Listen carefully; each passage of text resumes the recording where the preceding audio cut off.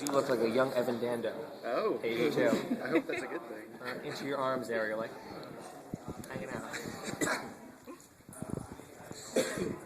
So, clockwise? Sure, whatever you guys want. Alright, I guess I go first then. So the regular show, it's pretty much just a bro hang show. Do you guys think you're gonna give Margaret and Eileen a little bit more of like a bigger role in the future, or add other female characters? We just showed a clip of them. Like they're gonna start appearing more often in third season, which we just started airing, and that's 40 episodes that we just finished writing. So they do start showing up more and more, and we have a lot of good stories coming up that we're really excited about. So it's gonna be good. How do you speak so clearly with fans? They're custom made, so they fit my mouth perfectly. So thank you.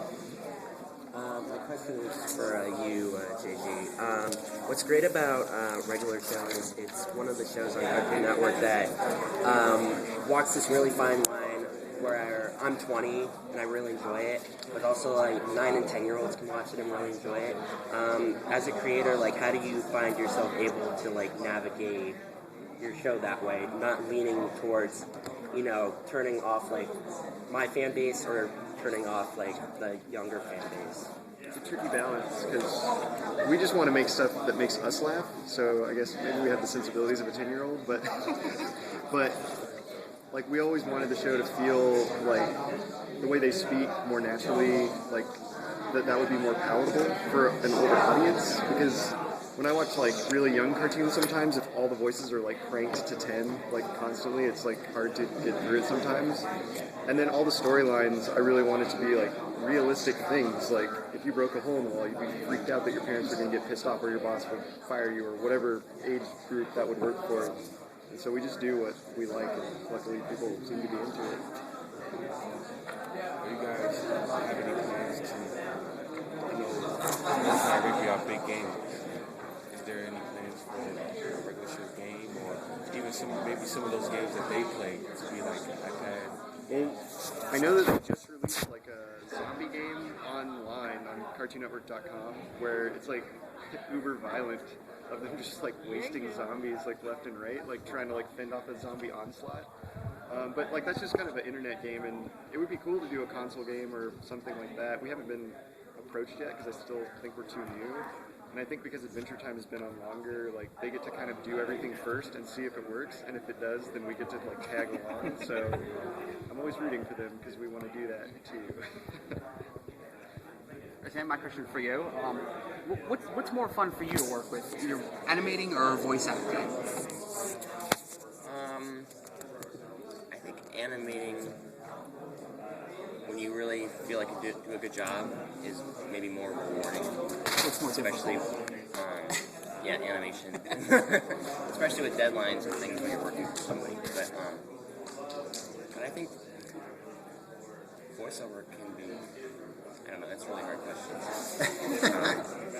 Voiceover can just be pure fun. When you're doing it, it doesn't take quite as much stress and intense thinking. But read this sheet of paper. Hard to funny question. voice.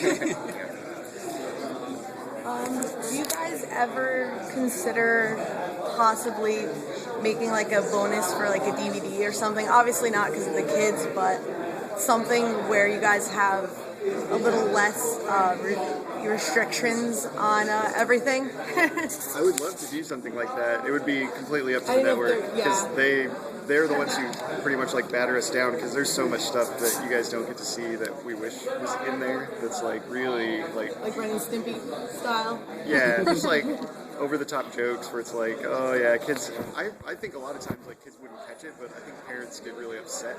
And so, I mean, ultimately it's like a TV PG show. We can't be going like Adult Swim style, so we have to work within that medium and make it as good as we can for that. But maybe the DVD, if they ever release like an unrated DVD, we could like, because we have everything that we've ever got like noted, where they're like, you can't do that. We do have it animated. And so we could pop it in, and we actually like for the UK we have to sometimes even like change it from that. Like here we can say morons but there they don't like that. So we can say idiots there, but they don't like it here. So we can't say idiots here. So you'll see a version over there where like it's the exact same except it'll pop in like idiots. And then like the one where Pops was like, we can all be turds. Like that was fine here, but that was pushing it. And there they were like, no way. So now he says like planks in the UK. So it's like it's funny to see like what is okay in different cultures. With the animation style that you guys went with like just the sort of blocky figures and stuff like that, was that just decided from the beginning, or did you play around with different kind of animations, different styles, stuff like that? I always wanted to be like traditionally animated, and I wanted it to be hand drawn. I didn't want to do like Flash or anything like that, and because I like the organic feel of like seeing the animation, and really like character design for me takes me a long time. It's like not one of my fortes. So like a lot of those character designs are just cleaner versions of my student film character designs that were from the shorts. So I just took them and put them in and then made them from there. So it doesn't take a whole lot. Like once I find something where I'm like, yeah, that looks good, and I'm done with it. I don't know if this question, if you could answer it, but any plans for like Netflix distribution or something like that? I'm not or sure like how wider that's gonna streaming work. distribution? I don't know if we have to wait until it actually comes out on DVD, which I'm thinking we have like a DVD that's supposed to come out like next year sometime. A lot of people are using that as an alternative to cable. Yeah, exactly. It's a lot cheaper. I am as well. Or Hulu Plus. Yeah. But Now you have to pay for Hulu, though. That's what sucks, is that now you have to like give you an can still extra put amount of money. commercials. They switched it back And it's though. limited. I thought they changed it so that now it's like You only get like 5 episodes now. It's like you can get 5 episodes, but we have Everything the other else is online. seasons. Yeah. Yeah. My Xbox is my cable box now, so nice. Well, I hope that it will show up there. Do you currently have iTunes distribution? Yes, we are on iTunes, so you can get it there. And they usually, since it airs like only 1 11-minute per week, they usually wait till 2 come so they can bundle them in 2 episode packets. I bought a season, first season for a friend of mine, and they're pretty reasonable. You get a season, like season 1's like $10. That's not bad at all. Yeah. That's awesome. Especially because if you have the 15-minute show, so 2 episodes turns out to be like 1 full episode in reality, Right. so it's cool. Yeah. Awesome. So before you mentioned that in different cultures you have to change some of the jokes, have you ever seen one of the jokes that actually got changed for a different culture actually play better once you changed it around, or that you hearing it differently and you're like, wow, that actually is pretty funny?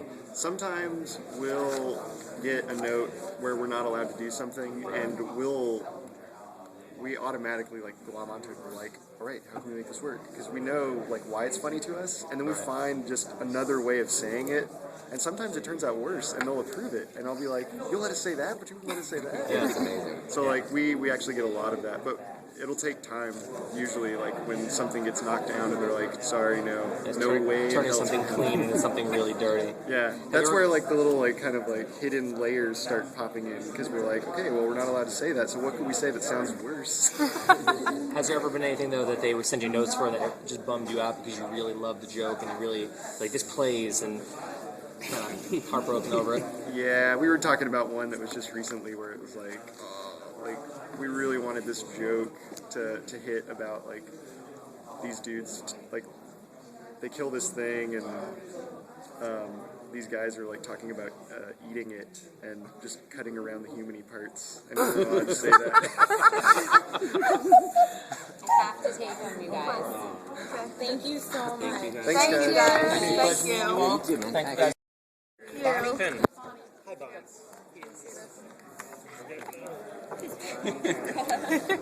Hey, I remember you. Yep, I was the one who laughed a lot. You said thank you for Henry Rollins. Yes, I did. Yeah, Thank you that's cool. Because Henry Rollins is the man, so. He is the man. Manly man. Yeah. That he is. Sure. Yeah, Sign every page. that makes fun. What's funny is when he showed up to do the show, he was so out of shape. Really? Oh my, really? Okay. Oh, okay. I'm starting to wish you about Henry Rollins. He's not really that buff. Oh my He's like all like, How did you go about getting Henry Rollins? Just asked somebody, and they asked somebody else, and then Henry Rollins showed up. That's- He does a lot of voiceover work. I know. He told me when he came in that every now and then someone needs someone to yell really loud, and they'll just call him. He's like Batman, except he just need him to yell loud. That's his instead of superpower. saving the city or anything. Yelling is his superpower. Let's just get the singer a black flag. Why not? Would you guys mind signing my sword at some Sure, point? I'd love Okay. to. Can you guys answer questions while you're doing this? Sorry, you guys are really limited time. Any plans for an Adventure Time feature film? They're always talking about it. The show's popular enough now that they're starting to talk about stuff like that. Yeah, I'd be stoked to do that. Everybody, I'm sure, will love it. Oh, yeah. Yeah. No questions about that. My question for you, Pendleton. Yeah. What's really great about Adventure Time is it's one of these shows that me as a 20-year-old can really enjoy, but then kids who are 9 and 10 can really enjoy it as well.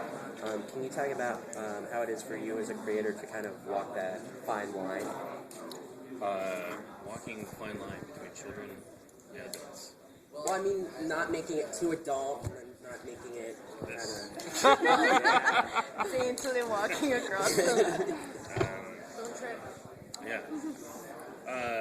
We just try to write it for ourselves, try to make ourselves laugh for the most that I can tell like kids are going to really dig on. There was an episode that Rebecca Sugar worked on called The Real You, where Finn had these glasses that made him hyper intelligent, and he created a bubble that could exist in the fourth dimension, and its shadow was like interwoven within the bubble itself. And I was like, wow, that's awesome, because like the littlest of kids are going to watch that and they're going to like hear that, and I feel like if I was a kid and I heard that, that would blow my mind, and I would sit. That'd be very engaging for the kid's psyche. Because when you're a kid, you just take all that stuff with you, like on long road trips with your parents or wherever you are, because you're bored all the time when you're a kid. And so you just sit there, and at least I did in my head. I just sat there and just imagine different things. Yeah. And so like if I was a kid, I would run with that idea. I think so. That stuff I'm always excited about when I spot something that would make me super stoked if I was a little kid watching the show. Yeah. I think kids need to be bored more these days. More, right? Because that's where you get creative. Yep. Everything's got a screen on it. There's always there's always a diversion, so you don't have to make your own diversion. It's like thinking about bubbles that exist in the fourth dimension. Now you just watch TV in your car on the road trip while you're Just buy those Adventure Time DVDs. Yeah. Yes, exactly. That's I know, it's kind of counterintuitive for me to be dumping on that because I make my living on the distractions. Some of the smartest people I know were raised without television, so I think that's good. There was a commercial on TV recently where a mom, this is weird because it was on TV, but a mom, like, her kids were watching, they were playing video games, and the mom, like, shut off all the switches and the power in the house, and they were like, "Wow, what the heck?" And the mom was like, "I'm sorry, the power's out." And they had to go outside, and I was like, "That's not a bad idea." And they had the barbecue outside. It's like for hot dogs or something, right? Yeah. So I was like, "That's not a bad idea to get your kids." Kids are playing the DS, mom "That's out of my shuts off power, control." nothing happens. We are going off the grid for 10 minutes a day. You didn't have similar questions. I wanted to know.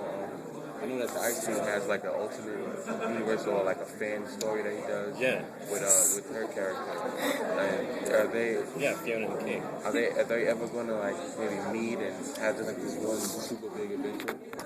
Because right now, do Fiona and Cake exist only as a figment of Ice King's fan fiction?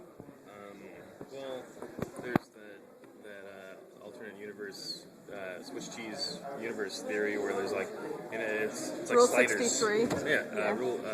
That's like the comic. It's like Rule 63 is the alternate universe where all the genders are swapped. Yeah, right. But I guess what I'm talking about is there's actual science behind thinking about like alternate universes and how they exist, and so maybe that's what I'm saying. Is big fat maybe that they will meet up. Those universes can connect. That was the best ending, by the way. Like, because the whole show itself just seemed like a very big, like, thank you to the fans. Like, one, to have Neil Patrick Harris be, like, the voice of Prince Gumball, throwing in a song on top of that, and then just having it be like, it's a fan fiction. Yeah. Perfect ending. It's so good. Thank you. So right now in another universe, there's a dude that looks like you with a beard that's interviewing Pendleton Ward. Pretty much. Think about it.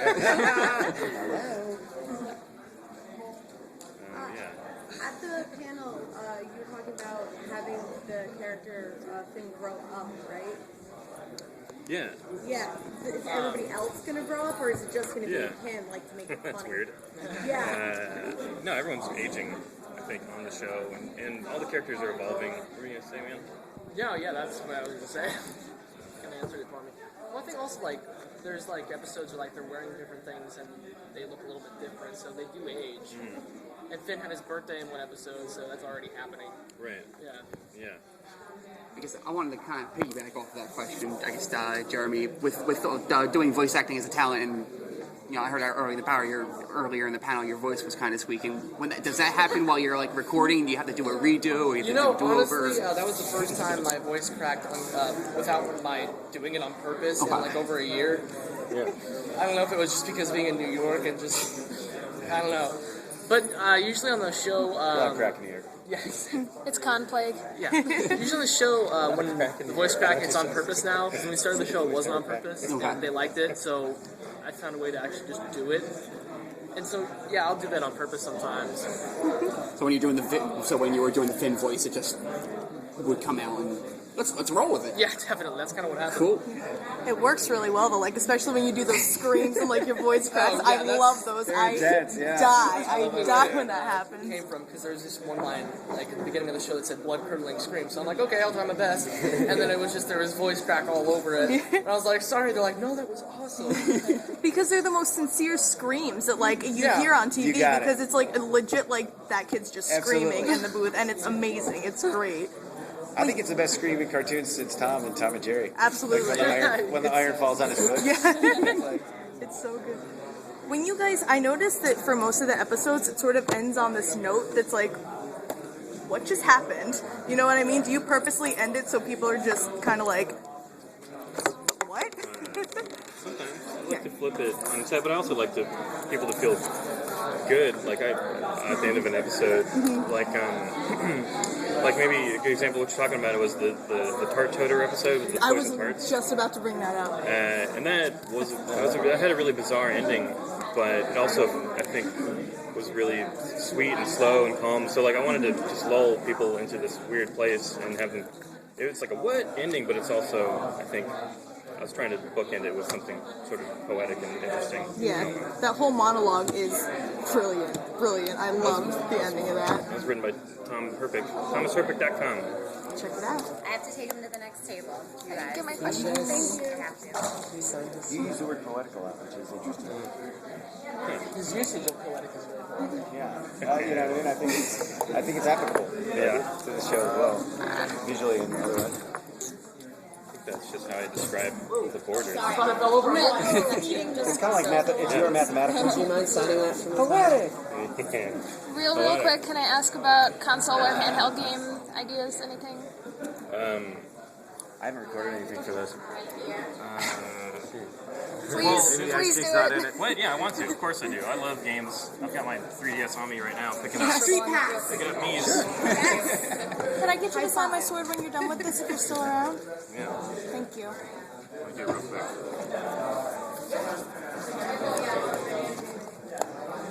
I should have drawn Fiona. Okay. Just the fact that you're drawing something is great. I don't know who this is. Thank you guys so much. Thanks, guys. Thanks, guys. Bye, Marceline. Bye. Keep making those big bucks.